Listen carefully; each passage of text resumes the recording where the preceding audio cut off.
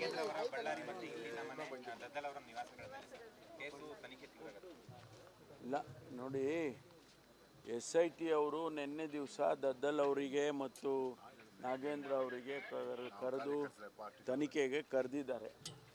ಅವ್ರನ್ನ ಇವತ್ತು ಕೂಡ ಬರೆಯಲಿದ್ರು.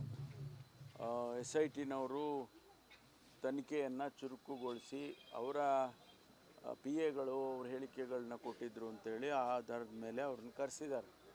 ಇವತ್ತು ಮತ್ತೆ ಬಂದು ಆ ಕಂಟಿನ್ಯೂಷನ್ನು ಆಗಬೇಕು ಅಂತ. ಈ ಮಧ್ಯೆ ಇಡಿ ಅವರು ದದ್ದಲ್ ಅವರಿಗೆ ಅವರ ಮನೆ ಮೇಲೆ ಅವರ ಆಫೀಸ್ ಮೇಲೆ ಎಲ್ಲ ದಾಳಿ ಮಾಡಿದ್ದಾರೆ ಅಂತೇಳಿ, ಅವರು ಯಾವ ಕಾರಣಕ್ಕೆ ಮತ್ತು ಯಾವ ಮಾಹಿತಿ ಆಧಾರದ ಮೇಲೆ ಅವ್ರು ಮಾಡಿದ್ದಾರೆ ನಮಗೇನು ಗೊತ್ತಿಲ್ಲ. ಅದರಿಂದ ನಾನೇನು ಅದಕ್ಕೆ ಪ್ರತಿಕ್ರಿಯೆ ಕೊಡೋದಕ್ಕೆ ಬರೋದಿಲ್ಲ. ಅಲ್ಲ, ರಾಜ್ಯ ಸರ್ಕಾರಕ್ಕೆ ಇಡಿ ಅವರೇನು ತಿಳಿಸೋದಿಲ್ಲ.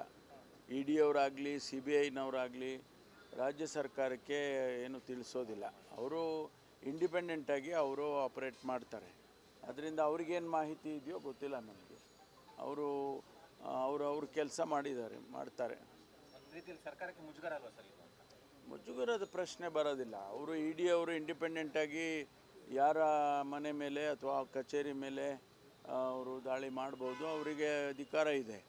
ಆದರೆ ಯಾವ ಮಾಹಿತಿ ಮೇಲೆ ಮಾಡಿದ್ದಾರೆ ಅಂತ ನಮ್ಗೆ ಗೊತ್ತಿಲ್ವಲ್ಲ, ಅದಕ್ಕೆ ಪ್ರತಿಕ್ರಿಯೆ ಕೊಡೋದಕ್ಕೂ ಬರೋದಿಲ್ಲ.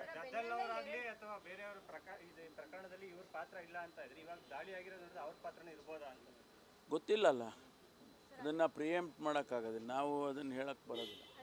ನಿನ್ನೆ ಪದ್ಮನಾಭ್ ಮತ್ತೆ ಪರಶುರಾಮ್ ಅವರ ಆಡಿಯೋ ಒಂದೆರಡು ವೈರಲ್ ಆಗಿತ್ತು, ಅಂದ್ರೆ ಬಿಡುಗಡೆ ಆಗಿತ್ತು. ಅದರಲ್ಲೂ ಕೂಡ ನಾಗೇಂದ್ರ ಅವರ ಹೆಸರನ್ನು ಅವರು ಪ್ರಸ್ತಾಪ ಮಾಡಿದ್ರು. CBI ಅವರು ಬಂದ್ರೆ ನಮಗೆ 2 ವರ್ಷ ಜೈಲ್ ಹಾಕ್ತಾರೆ ಈ ಒಂದು ಪ್ರಕರಣ ಅನ್ನುವಂತಹ ಆಡಿಯೋ ಬಿಡುತ್ತಾರೆ.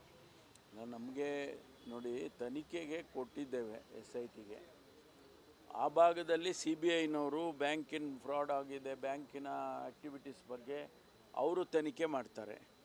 ಇಲ್ಲಿ SITನವರು ತನಿಖೆ ಮಾಡ್ತಾರೆ. ಈ ಮಧ್ಯೆ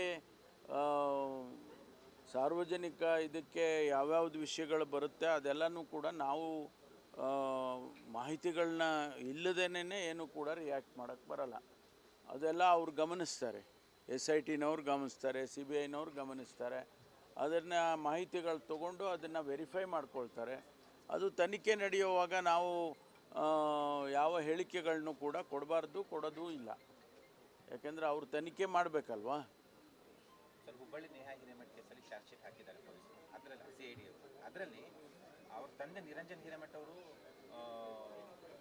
ಲವ್ ಜಿಹಾದ್ ಆಗಿತ್ತು ಅನ್ನುವಂಥ ಆರೋಪ ಮಾಡಿದ್ರು. ಅದರ ನೆರಳಿದೆ ಅಂತ ಅವರು ಆರೋಪ ಮಾಡಿದ್ರು, ಶಂಕೆ ವ್ಯಕ್ತಪಡಿಸಿದ್ರು.